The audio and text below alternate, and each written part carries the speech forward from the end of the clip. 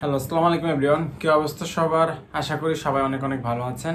তো আজকের এই ভিডিওতে আমরা আপনাদেরকে জানাতে চলেছি আজকে ঢাকা, সিলেট এবং চট্টগ্রামে তিনটা ভিএফএস গ্লোবাল থেকে আজকে কি পরিমাণ পাসপোর্ট কালেকশন হয়েছে এবং আজকে যারা পাসপোর্টগুলো কালেকশন করেছে তাদের মধ্যে কতজন আজকে ভিসা পেয়েছে এবং আজকে কতজন পাসপোর্ট জমা দিতে পেরেছিল, সকল বিষয় আজকের এই ভিডিওতে আপনারা জানতে পারবেন। আজকে জানতে পারবেন আজকে তিনটা ভিএফএস গ্লোবাল থেকে জব, স্পন্সর এবং টুরিস্ট ক্যাটাগরি সর্বশেষ আপডেট আপনারা আজকের এই ভিডিওতে জানতে পারবেন। তো চলুন বেশি কথা বাড়াবো না, ভিডিওর মূল আলোচনায় চলে যাব। তার আগে সবাইকে ছোট্ট একটা অনুরোধ করব, যারা আমাদের এই ইউটিউব চ্যানেলে নতুন অবশ্যই ইউটিউব চ্যানেলটি সাবস্ক্রাইব করে দিবেন এবং যারা ফেসবুক পেজ থেকে দেখতেছেন অবশ্যই ফেসবুক পেজটি লাইক করে ফলো করে দিবেন। তো চলুন ভিডিওর মূল আলোচনায় যাওয়া যাক।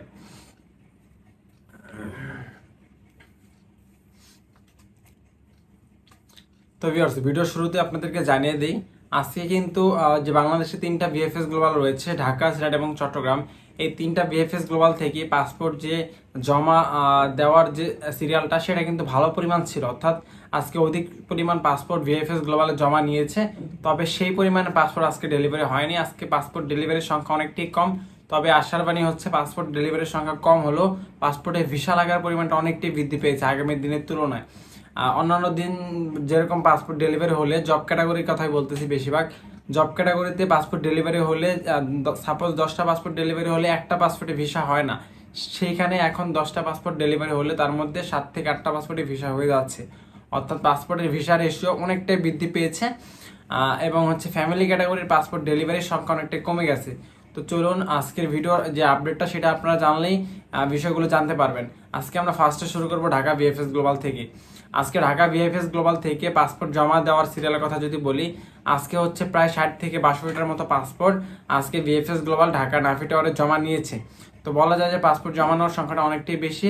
এবং সিলেটের কথা যদি বলি, সিলেট থেকেও আজকে আমরা প্রায় 15টার মতো পাসপোর্ট জমানোর তথ্য জানতে পেরেছি এবং চট্টগ্রাম থেকেও আজকে প্রায় 20+ পাসপোর্ট জমা নিয়েছে চট্টগ্রাম ভিএফএস গ্লোবাল।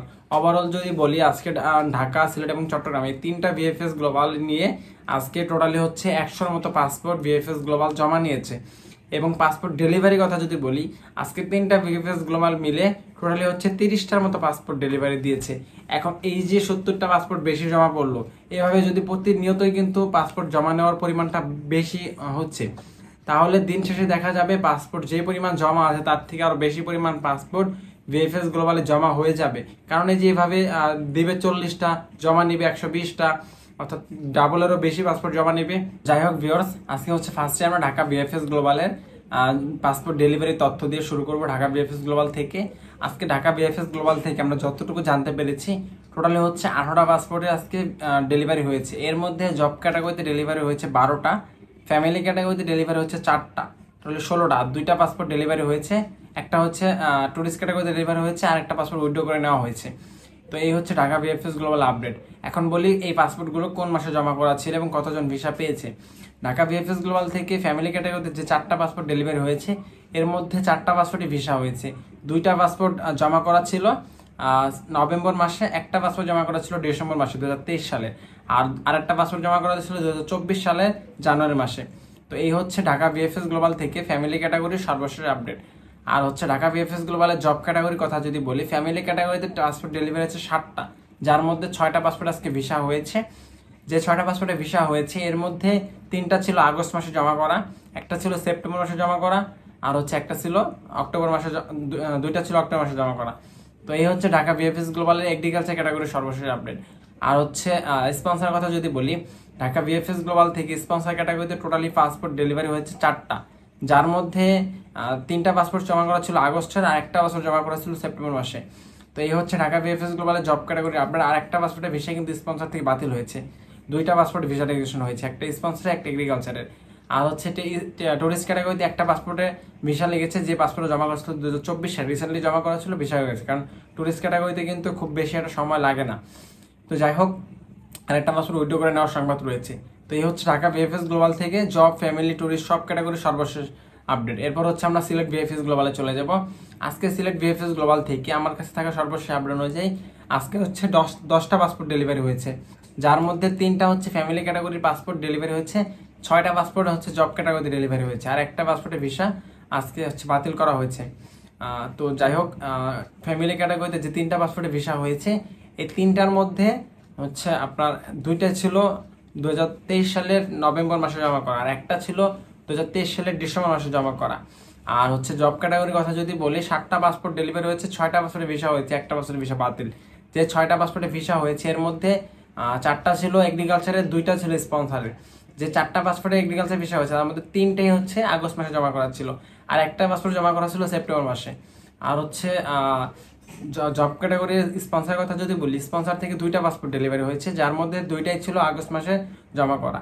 তো এই হচ্ছে সিলেট ভিএফএস গ্লোবাল থেকে আজকের জব এবং ফ্যামিলি ভিসা কালেকশনের সর্বশেষ আপডেট।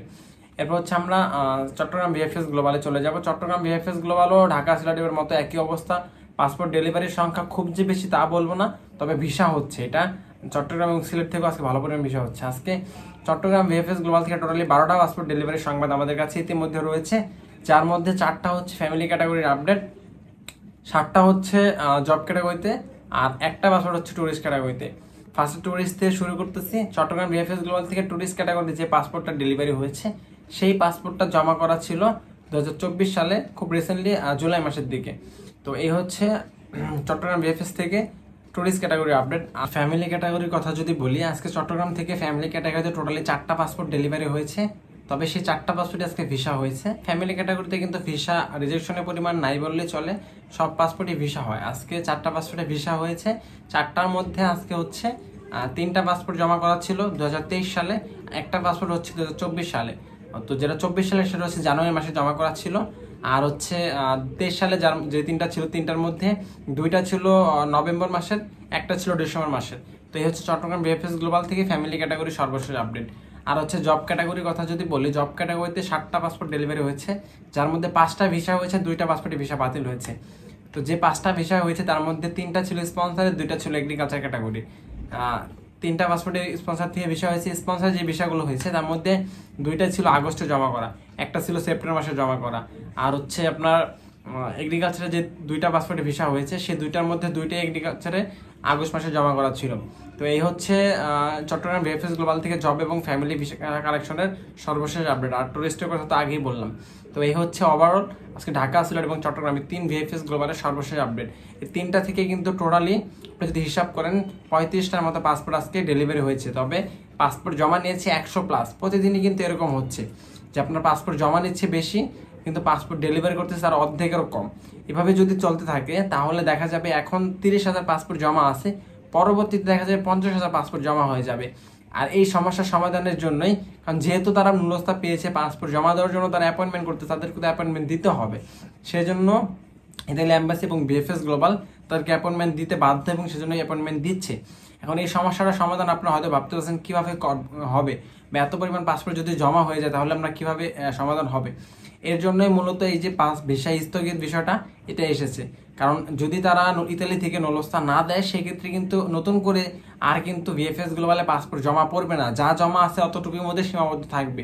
এই জন্যই ইতালি গভর্নমেন্ট থেকে বাংলাদেশ, শ্রীলঙ্কা এবং পাকিস্তানের ভিসা সাময়িক স্থগিত করেছে। অর্থাৎ বর্তমানে হয়তোবা কিছুদিনের মধ্যেই তাদের ইতালি থেকে আর নলস্তা দেওয়া হবে না, ইতালি থেকে নলস্তা দেওয়া বন্ধ হয়ে যাবে। পরবর্তীতে আবার যাচাই বাছাই সাপেক্ষে 2023-24 সালে যে আবেদনগুলো রয়েছে, এই জটটা ক্লিয়ার হলে তখন আবার তারা নলস্তা দিবে, তখন সেই নলস্তাগুলো আবার ভিএফএস গ্লোবালে জমা পড়বে। তো এখন যদি ইতালি থেকে নলস্তা না বের হয় তাহলে সেই নলস্তাগুলো আর হচ্ছে ইতালি অ্যাম্বাসিতে বা ভিএফএস গ্লোবালে জমা পড়বে না। এখন যে পাসপোর্টগুলো বা যে নলস্তাগুলো জমা আছে সেগুলো যাচাই বাছাই করবে, বা বর্তমানে যেগুলো নিচ্ছে সেগুলো যাচাই বাছাই করে সেগুলো ধীরে ধীরে তারা ডেলিভারি করে দিবে। তখন আর জাম থাকবে না, তখন নতুন পাসপোর্টগুলো নিলে তখন সেগুলো দ্রুত সময়ের মধ্যে ডেলিভারি করতে পারবে। তো এই হচ্ছে আজকের সর্বশেষ আপডেট। যদি ভিডিওটি আপনার উপকারে এসে থাকে তাহলে অবশ্যই ভিডিওতে লাইক করে দিবেন এবং চ্যানেলটি সাবস্ক্রাইব করে পাশে থাকা বেল আইকনটি বাজিয়ে দিবেন। আমাদের চ্যানেলটি হচ্ছে ক্লাসিক জন্য, অবশ্যই চ্যানেলটি সাবস্ক্রাইব করে দিবেন। এবং যারা ফেসবুক পেজ থেকে দেখতেছেন, আমাদের ফেসবুক পেজটি ক্লাসিক ব্লগ, আপনারা ফেসবুক পেজটি লাইক করে ফলো করে দিবেন এবং ভিডিওটি শেয়ার করে দিবেন আপনার অন্য সকল বন্ধুদের মাঝে। দেখা হবে পরবর্তী কোনো এক ভিডিওতে। সে পর্যন্ত ভালো থাকবেন, সুস্থ থাকবেন এবং অবশ্যই আমাদের চ্যানেলটি সাবস্ক্রাইব করে আমাদের সাথে থাকবেন। আসসালামু আলাইকুম।